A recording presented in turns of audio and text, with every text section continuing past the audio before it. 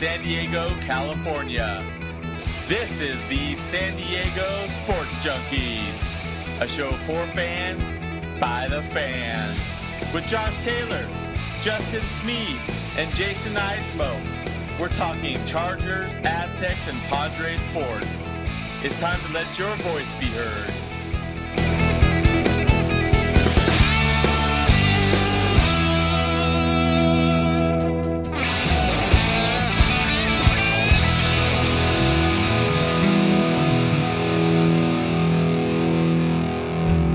Hey guys, and welcome to another edition of San Diego Sports Junkies, a show for fans, by the fans. We're doing a quick little podcast, update. There's some, Padres won today, 5-0 on the arm of Jesse Hahn. It's a miracle. It's a miracle, buddy. But I'll take any win we can get. And Yes, the young kid went out and pitched his heart out, 6 innings.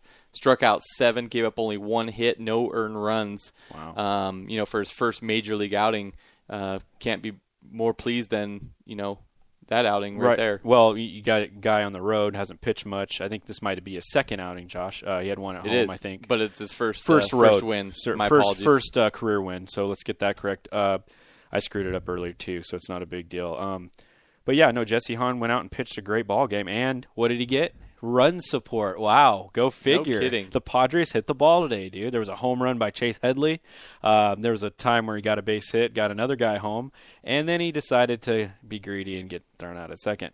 Amazing what happens when they score more than 2 runs. I agree with you. There was a weird stat today. Dickenberg said something really very intelligent today. It was kind of funny.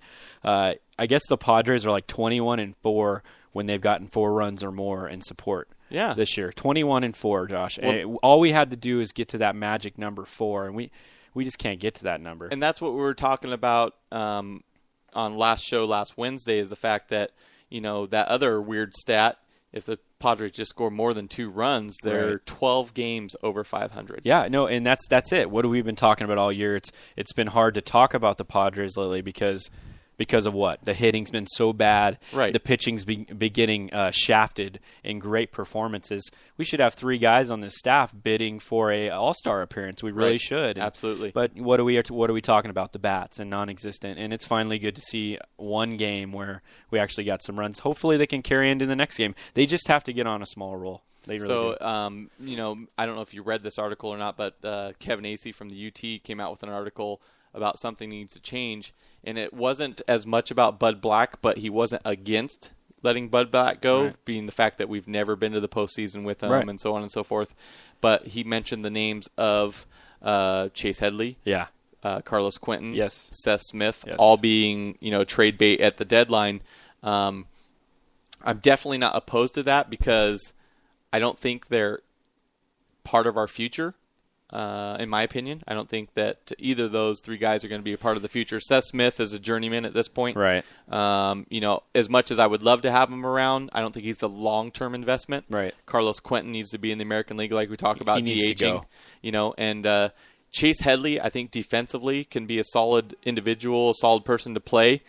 However, he needs to be on a team that has a little more offense.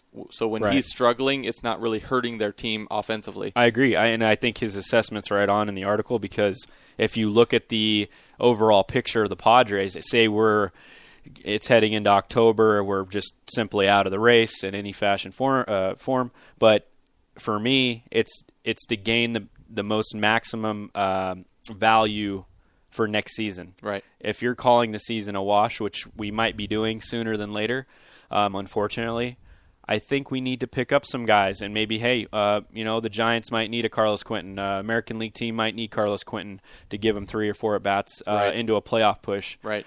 Chase Headley, we know he's got potential, but he's just not showing it here. I don't know what his problem is. Seth Smith, he might be great trade bait for some team. He's one of the hottest hitters on the Padres. Right. You could probably get really good value for him going into a postseason stretch for another team. Somebody that needs that solid bat to plug into the lineup. The only thing I would ask the Padres, in my opinion, I would ask them not to do anything with their pitching at all. Right. Keep it intact as best as you can. And unless you're going to get crazy value. If you package maybe a Quentin or a pitcher. Right. But make sure you're getting that value. Right. Have to get the value back. I'm glad you brought that up because the one other name that I was going to bring up that he had in his article is Houston Street. Yeah, that would be tough to lose him. Unfortunately, that would be extremely tough because I think, he's still got a good few solid years left in him, and the bullpen has always been a very strong point. My concern is if he goes, who fills that role? Because, Thayer did come in and throw some last year, wasn't too successful. Right. Benoit has come in the kind of the closer role a couple times this year when Houston Street's pitched in consecutive outings, and he didn't do so well. So who really could step up if that was the situation? And then I think that's where the Benoit the signing in the offseason was huge because I think when you look at the whole gamut of this team, Houston Street's going to be a hot commodity. Everybody needs a closer. Me, you, and Jason and Mike talked about that last show on Wednesday. Hot commodities, man, closer role, and he's been better than everybody in the league. I, in my opinion, he hasn't had the opportunities other guys have had. Right. But he's going to be sought after if we're not in this thing. And he might bring a good bat back to the table, a AAA guy on the verge of making a splash in the major league next year. That's what I was going to ask you. What do you think we could get for him? Can we get Major League Baseball talent? Or is it going to be, like you said, that minor league guy that is on the verge, kind of like Reimer Liriano, as an example, somebody that is just on the verge, on the verge of breaking coming through to the major league level and can make an impact and get us that extra bat. Because obviously we're excited about Liriano. Yeah, we're excited about Renfroe. There's a couple other guys, Hedges, but if you can add one more piece to that puzzle, Spangenberg, and strengthen the potential future of this offense, I definitely agree with you. I don't want to throw the season away because we keep holding on the grasp of that wild card, but it's like, at some point you gotta. It's getting farther away. At some point you gotta blow it up, and you have to cut your losses. And build for the future. What's crazy to me, Josh, is we've been on this streak. We lost 5 in a row, right? We just won today. We beat the streak. For me, it sucks because we haven't gone on a 5-game win streak. Right. We haven't gone on a 6-game win streak. I'd love a 4-game win streak at this point. And with our pitching, it's so frustrating that we haven't been able to. It is. Because, our pitching each and every night goes out there and pitches incredibly well. Right. Kashner, he gave up, 4 runs yesterday? Yeah. And but 4 runs isn't a horrible outing for any other team out there that's got offense. How many 5 to 4 ball games do you see all the time? 4 runs is not the end of the world for most teams. But for the Padres, it's my favorite word, insurmountable. Right. It's an insurmountable odd, and they look at the scoreboard and they go, "Dude, we got to pitch perfectly, to even get through this game." Exactly. And you can't count on the hitting. So, guys, we're going to take a quick break. When we come back, we're going to have Mike on the phone. We're going to be talking some Chargers potential. I'm going to use that word, potential free agent acquisitions. There's a couple guys that have hit the market, and so we're going to talk about that a little bit. He's also going to fill us in on USA World Cup soccer. Woo. We'll be right back, guys. Do you want everyone to know how diehard you really are? Do you want to stand out in a crowd? Well, us over at San Diego Sports Junkies, we got you covered. Go to sdforlife.net and pick up your diehard gear today. From shirts and hoodies to sneakers and canvas painting, sdforlife.net has you covered. It's time for you to be diehard.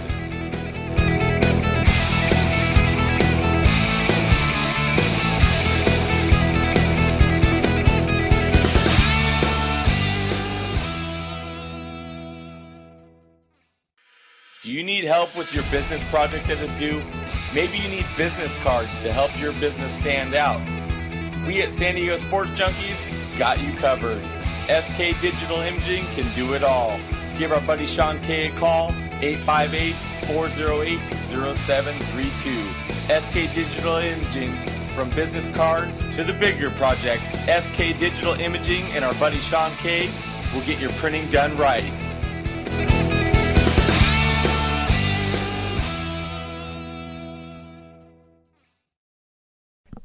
All right, guys, we are back. We got Mike on the line, our fourth. Still commercial. Still commercial. Yeah. There must be a delay then, because I don't hear it. Guys, we are back, and we are better than ever because we got Mike on the line, a.k.a. Kevin Acey. The Ace. So, Mike, welcome to the show. Thanks, guys. Glad to be on the phone with you here today. As you guys know, this is something that we've been in the works on. We kind of mentioned it last Wednesday that we're going to try to get this going, the phone line. So we're going to start shouting that phone number out each and every week that you guys can call in. But there's a couple things that have going on in the Chargers world, I should say, in the free agency world. Chiefs and Lions both released two high-end cornerbacks because of salary cap issues.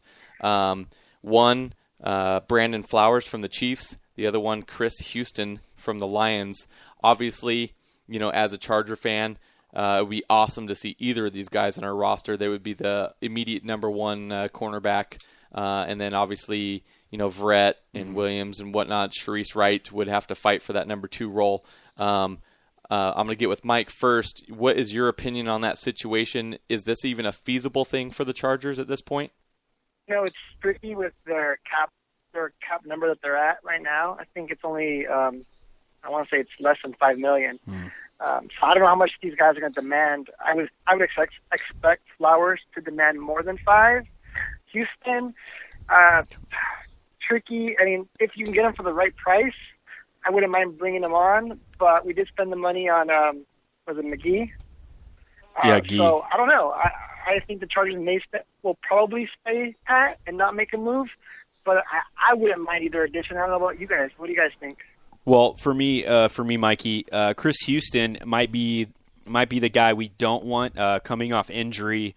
For me, hearing and reading about his injury right now, the Lions cut him for health reasons. He was just given a 5-year, $25 million contract in the spring. And I just think the Chargers would not be in the market at that price because you'd have to pick up some of that contract. Brandon Flowers would be the go-to guy for me if they were actually thinking about bringing him in.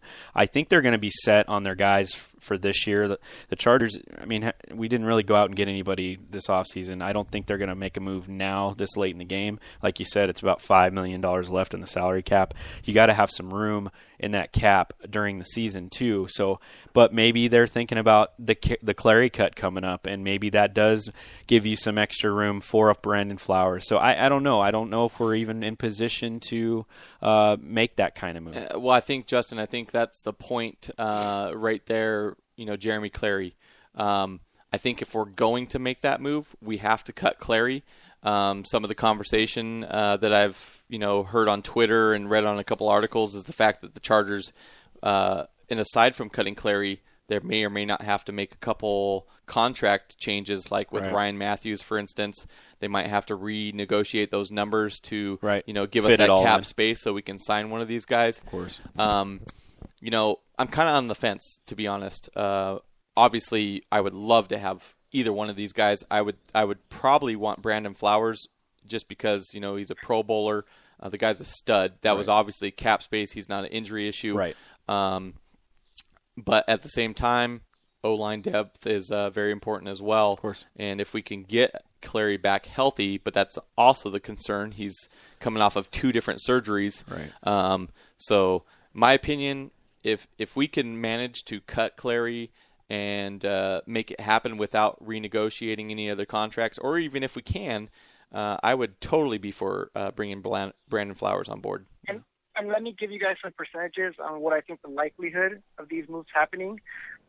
Saying the Chargers stay pat and don't do anything, I'd say it's about 90%. Yeah. I know it's not going to equal 100, but out of 100, 90% they don't make a move. Right. I would say 50%. No, I'd say about 40% they bring in Houston, only because I think you can get him on the cheap. Right. Because he's coming off injury. And I think Flowers and demand too much of the salary cap, so I think about 20%.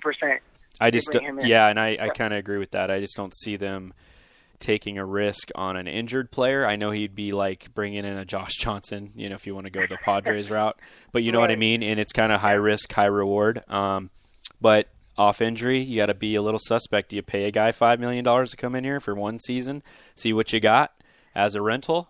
Maybe. If you really think your team has what it takes to get into the postseason this year, make a good run, Chris Houston would probably be a great risk-reward type deal. Well, Chris Houston, in my opinion, okay, guys, I'm assuming when they cut him, okay, I'm assuming he got paid a big chunk of his contract. So is it possible that you can bring in a Chris Houston on like a Josh Johnson kind of gamble, pay him $1 million, and give him a good opportunity to play this year, right? And then from there, whether you renegotiate mid-season towards the end of the year or whatever, maybe make it incentive-based even. Right. Yeah, exactly, and that's what I was going to get to. I think you give him, a small guaranteed number, a number that's cap friendly, and you make a lot of incentive based, but not big incentives like based on stats, more on playing time. Right. How many games will he start? Exactly. How many snaps will he see?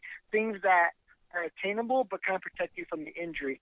Because I don't think it's a talent question. I think it's just an injury question with Houston. Right, and that's what I'm getting at too. Is generally speaking, when somebody signs a contract of that magnitude and then the next year he's cut because of injury, they usually have to pay out a big chunk of his contract. So we might be able to, put in an offer and, get him fairly cheap with some incentives to make more money. Right. I'm just throwing it out there. Not to say it's going to happen either way.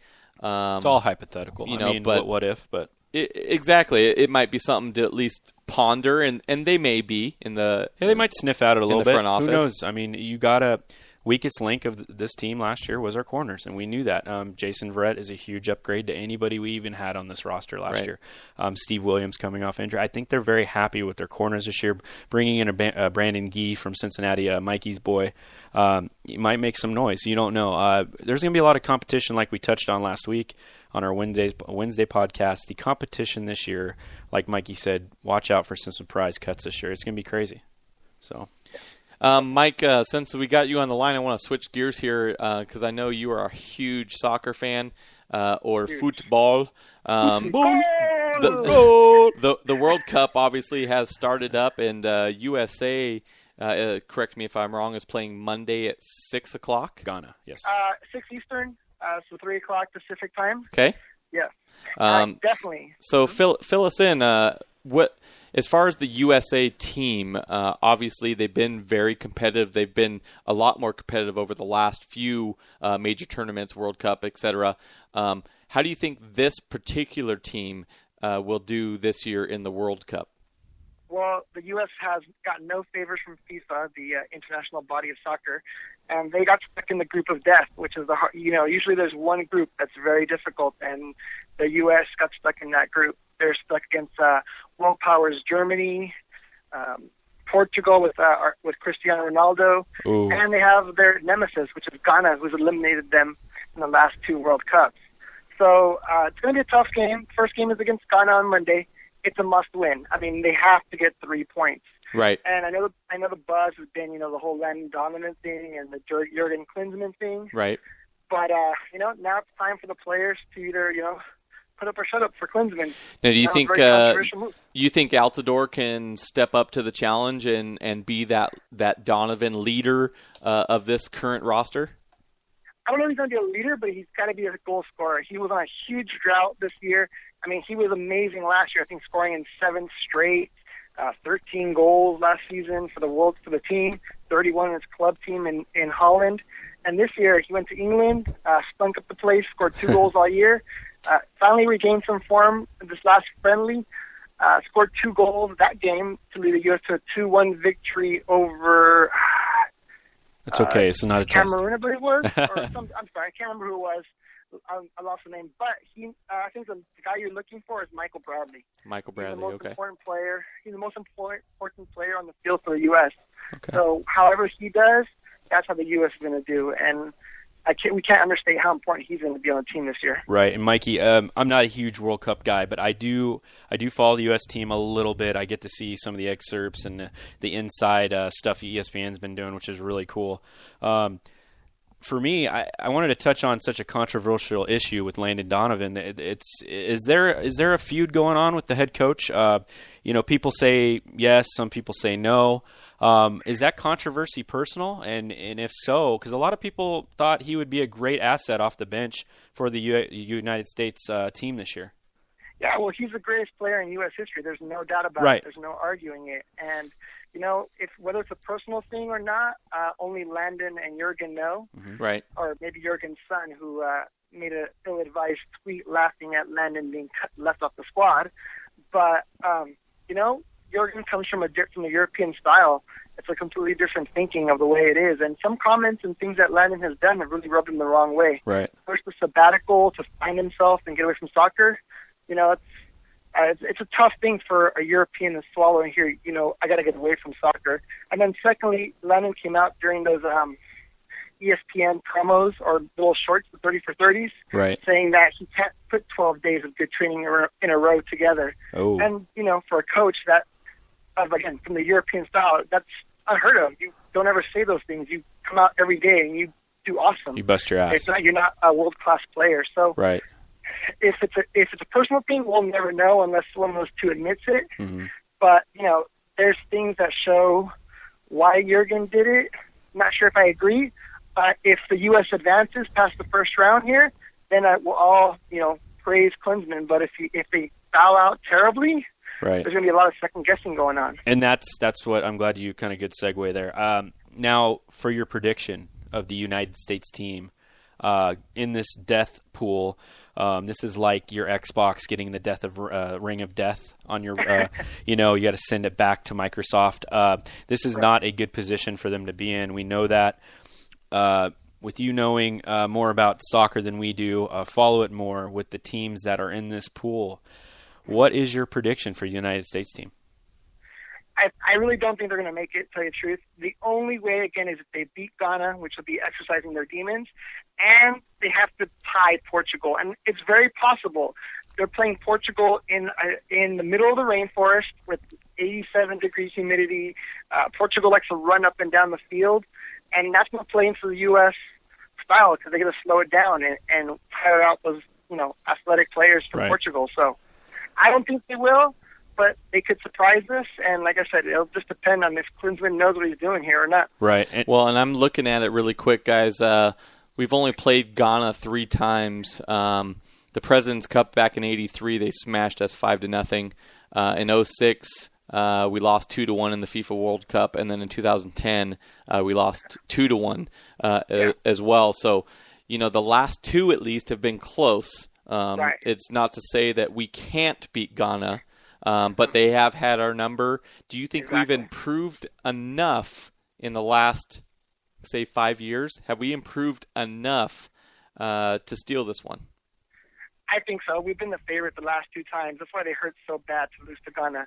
I mean, we were the favorite to win both of those games. And I don't think Ghana's done anything to be better than us. Right.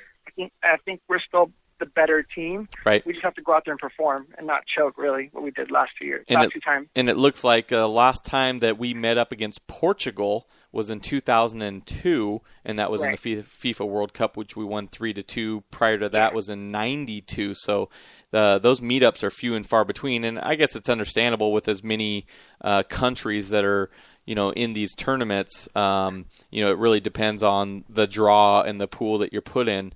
I guess from an unknowledgeable individual when it comes to the World Cup, how does the whole point system come down? Like, as far as, I think, aren't wins worth certain points, and then are goals in there as well, as far as points or tiebreakers? It is a tiebreaker. Each win is 3 points. A draw is 1. A loss, of course, 0. Right. The first tiebreaker is obviously head-to-head, but usually, if teams do tie, there's usually a 3, it's hard to break it through head-to-head tiebreakers. Right. So, then that goal differential becomes important. So, beating Ghana, and if we can beat them by 2, we'd be in a really good position. Plus, an important stat that I saw this World Cup is if you win the first game, you have I believe it's 80 or 90% chance of advancing. If you lose, that drops very dramatically to about 40, I believe it was. That's a good stat. So it's important to win that first game. Now, hey, just for a hard-hitting question, and not to be off topic here, Mikey, Sure. What was going on with Croatia's uniforms? The local pizza grotto is called, and they want their tablecloths back. Yeah, no, you know what? Well, that's the Croatian flag, and Right. That's probably very offensive. History's shown that the Italians invaded Croatia back with the dinosaurs. Okay. And they love pizza, so they took the flag out of it. See, and, here on San Diego Sports Junkies, we hammer down on all the hard-hitting questions. And we educate. We educate about tablecloths and pizza grottos. Well, you know what, Kevin AC, I mean Mike, you're always a plethora of information and knowledge, and we're very, very grateful to have you on our team.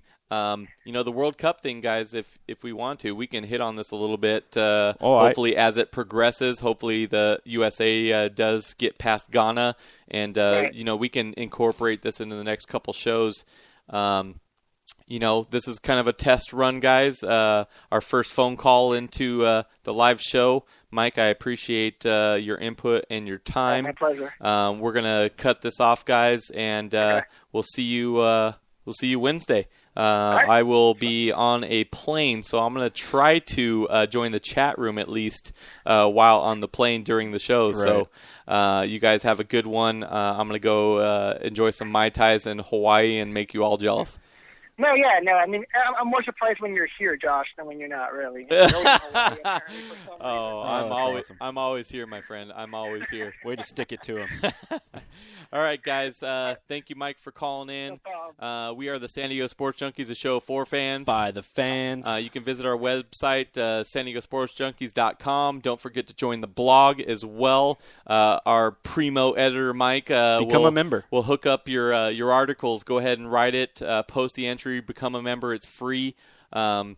We'll edit it. We'll throw it up there within 24 hours. There's been a lot of good feedback on that. So, feel free to voice your opinion because, we're just fans just the same. And, that's what we're all about. We want you to call into the show. We want you to interact with us. We want you to, provide feedback and voice your opinion. That's what we're all about, guys. So, again, San Diego Sports Junkies, a show for fans. By the fans. Guys, we are out. Thank you.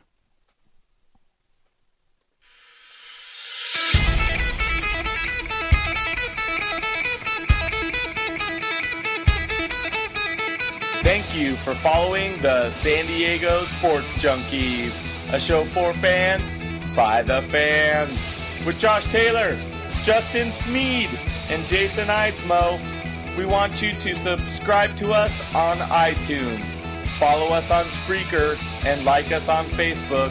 Also visit our website, SanDiegoSportsJunkies.com. This is brought to you by SK Digital Imaging and SDforlife.net. San Diego Sports Junkies, a show for fans by the fans.